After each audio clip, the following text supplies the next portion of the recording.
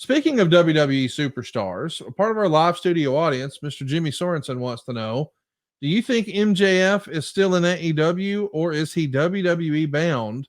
There's been lots of rumor and innuendo about MJF's contract and is he going? Is he not? There's been other speculation. Well, Andrade is no longer with AEW and he's canceled some independent bookings. Will we see him come back? And what about Sasha? Where is she going to land? And is Trinity finishing up with Impact? Is she headed back at the Royal Rumble? Do you have a read on any of these talents? And we'll start first with MJF. Certainly, I don't have a read on anything. So let's, I'll just play a game with myself. I think MJF is really, really smart. I think he's probably as good of a businessman intuitively as he is on the mic. He's inexperienced. He's young. But I just have a lot of faith in his critical thinking process. So my guess would be he stays, because the more of these big names that go, the more valuable he becomes. Now, if he's going to make an emotional decision, that will be different because he's frustrated or emotionally, perhaps he gets a little greedy and thinks that I can make a little more money over there or whatever.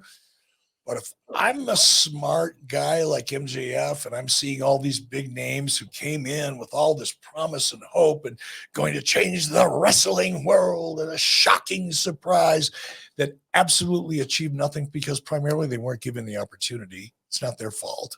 It is what it is. But if I'm MJF, I'm staying put and I'm raising my price or enjoying the benefit of being the focus of the company.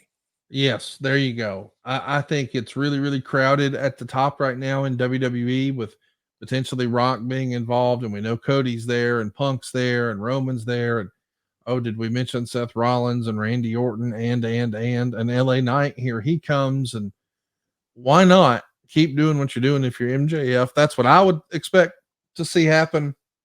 A lot of people wondering about Mercedes Moné. Mike Hoop, who's watching along with us, says a lot of speculation on Sasha Banks showing up in AEW, but do you think it'll be more likely she shows back up in WWE or TNA? Now, the TNA question comes up because allegedly, according to the rumor and innuendo, that was her and those hat and glasses sitting next to what looked like Bailey watching the TNA pay-per-view where they saw Jordan Grace and Trinity Fatu to absolutely tear it up. What do you think? Do you think we see Mercedes Moné in AEW, WWE, or TNA? Not even a guess. Not even a guess. I don't think I've ever had a syllable of conversation with her. I don't know what she's thinking. I only know what I read, which is very little because I'm not paying attention to her, but she evidently had a meeting with WWE, started negotiating. It didn't go well. That was a bad sign. Did it not go well, or did we just hear it didn't go well? Well, that's what we heard. As I said, I don't know. I'm just, reading, bullshit on the internet. I know zero. So I don't know. I don't know her motivation.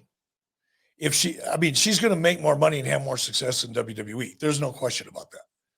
So from a financial point of view, it's a WWE move. Now, is there shit going on backstage or relationship-wise? Is there political baggage there that is clouding the picture? I don't know. But if I'm her, or if I'm her agent or business manager, I'm going to try to go to WWE because that's where she's going to make the largest amount of money. And they also have to think, much like Jade Cargill, I don't know. I've never talked to her either, obviously. But, you get these young female or male talents that are emerging and negotiating. Do you want to work for a company that's owned in part or owns, I should say, Endeavor, one of the largest media agencies in the world, where you have an opportunity to perhaps expand your performance career long after your wrestling career is over?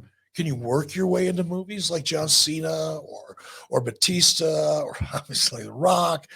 And because working in a company that is owned or owns Endeavor provides you with a lot better, at least window into some of those opportunities. But it all depends on a talent's goals and whether they're thinking critically long-term or emotionally short-term. Let's, I don't know that she'll make the most money with WWE. I think Sasha could make more money with AEW, but I don't think that it can be debated that if you want to be a bigger star on not just in the wrestling bubble, WWE is more likely to make you a bigger star in the real world than the AEW system would at this point. But you could still get a great quality of life and perhaps more money, and probably more money per appearance in AEW. That's look, you can go to the Dax Harwood, Tony Khan, AEW ATM machine, because I think clearly now Tony Khan has taken that title from me, and I'm glad to share it with him, or I just give it to him. But could Tony, in whatever state of mind Tony happens to be in at any given moment, go, I'm really ready to buy Melissa's services, and I'm going to spend whatever.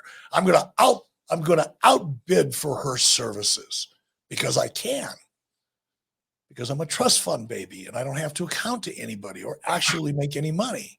Stop so saying she that. Could write it. I know that was a shot. I'm sorry. That not really, but could she make more money with Tony? Yes, but her career as a star is effectively over at that point. And if you don't agree, not you, but if one doesn't agree with that statement, look at any other quote unquote former WWE star that is better off today than they were at the peak of their careers in WWE. I'm not talking about the guys who are on their way out the door or the guys that really, hadn't been used very often. I'm talking about people that were at their peak of their careers in WWE. They make that move to AEW. Their career is not what it was.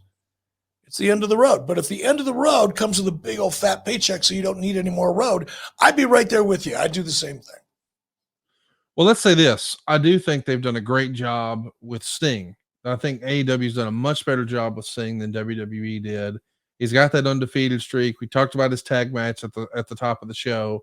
It looks like that show is going to sell out. I would imagine that they would open up even more tickets, production kills and whatnot, and continue to sell more and more tickets.